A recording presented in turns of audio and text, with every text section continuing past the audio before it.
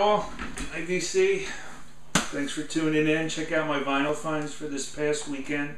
Steve, FlipSideCT, and I went to my flea market, and I went there with my wife. I actually went about 2.5 hours later than usual. Didn't expect to find things. I did find 12 albums at very good prices, and my wife helped me out because she knew I was still looking, and there was probably 200 vendors there, and this past weekend about 15 vendors had records, and it could be anything from orchestra, I should say, classical music, the big bands, and then you get all other type of genres, but it's all mixed. And I did stumble on a few, so I'll jump right in. There are a few vendors there who are sort of like show prices, but they very much will work with you with the prices, but they do have a lot of cool things. And one album that I did get was Buffalo Springfield. I think this is the third album. And this is Last Time Around. We got Neil, we got Stephen Stills, and the band. Jim Messina is on this album, and he's from, of course, Loggins and Messina, Poco. This was $10, 1968, and I did listen to this album, and it was good. I was hoping better, but I just love Stills and Young, and it's immaculate condition. It's mint from 1968, so that was on my list, and I don't see that album around, so I still do need to get one more.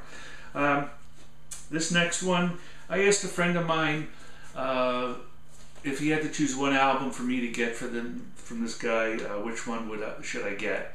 So he mentioned this one, Zappa Apostrophe. Now, I'm not a Zappa fan. This is from '74, and I bought this from one vendor. He had a bunch of records. This was $7. I was willing to pay it because, especially from '74, and it's in great condition. And I'll give it a listen to more. I did listen to it. He's got the humorous lyrics and really progressive music, as most of you know about Zappa. Something, coming from blues-based rock. I gotta get used to it. It's me. So Jack Bruce plays bass on this, which was interesting. Anyway, say no more. Zappa Apostrophe. For $5, I got Dylan live at Budokan. I wanted to add this to the collection, especially it had the poster still inside. I don't know can I open this up? It's this big, huge poster. Dylan, 1978 at Budokan. It doesn't have great reviews, this album. It's his third live one, and I could see why. The sound isn't great. It's not like his other ones, the one that he has Mick Taylor playing on, which blows me away, just for Mick Taylor playing the leads. I did see actually Tom Petty back up Dylan in, I don't know if it was 85, 86, Madison Square Garden, and that had to be one of the best shows I ever seen. Petty and Heartbreakers back in Dylan, which was great. But this one, glad I got it to the collection. I sort of stop around this time frame with Dylan. Okay, so now there are dollar records here, which was really pleasing to see. Uriah Heep, The Magician's Birthday. This is the follow-up to Demons and Wizards. Not as good as Demons and Wizards, but still, it's classic, very underrated. Uriah Heep, 1972. Let's look at the hairdos there. 72. Cool. Different genre. Rickie Lee Jones. This is called Pirates. This is from 1981. This is their second album. I think this is where I'll be stopping with hers, but she's just great. Enjoy her style, very laid back, very great lyrics. I think she's the one that had dated Tom Waits and is on one of his covers, actually.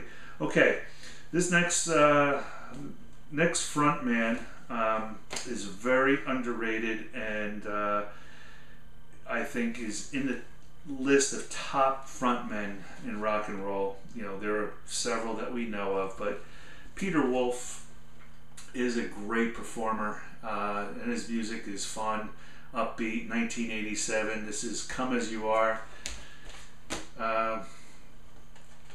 Great album.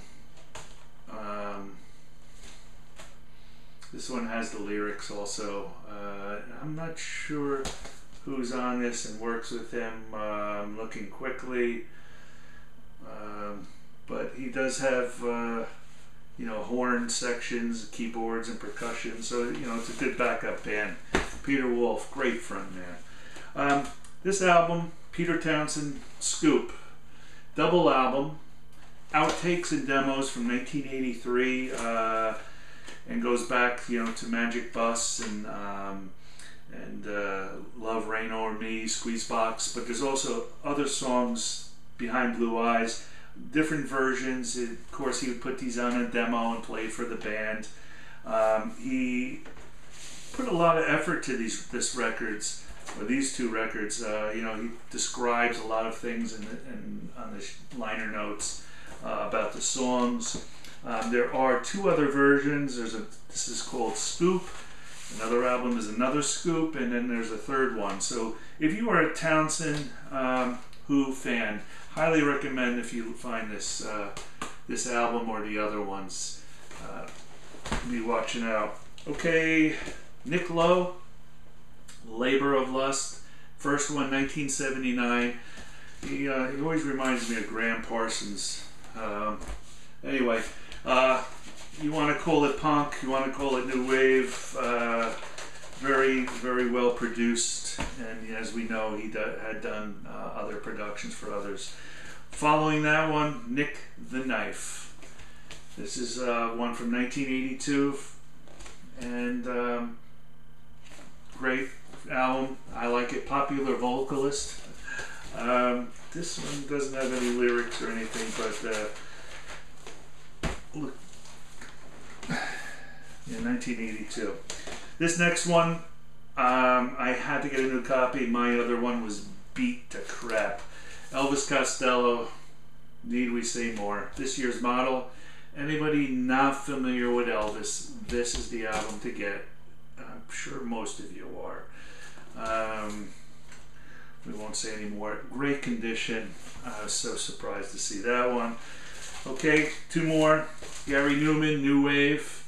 I was going to spend $10 for this one. This is from 1971 at a show, and you know, finding this at this price was great. You know, we know the popular song Cars, but he's still around. Gary Newman. Last one. You know, I love the Winter Brothers. This one is Edgar's. White Trash is the band, and this is called Recycled. This is his second album. I think the last one with White Trash. A lot of horns, very soulful type music, upbeat. He was the jazz player, you know, out of the brothers, of course, Johnny being the blues. That's all, folks, and thanks for watching. You know, look forward to my next one, but more important, I want to see, you know, your finds and, you know, things that you could show. Thanks a lot. Talk to you soon.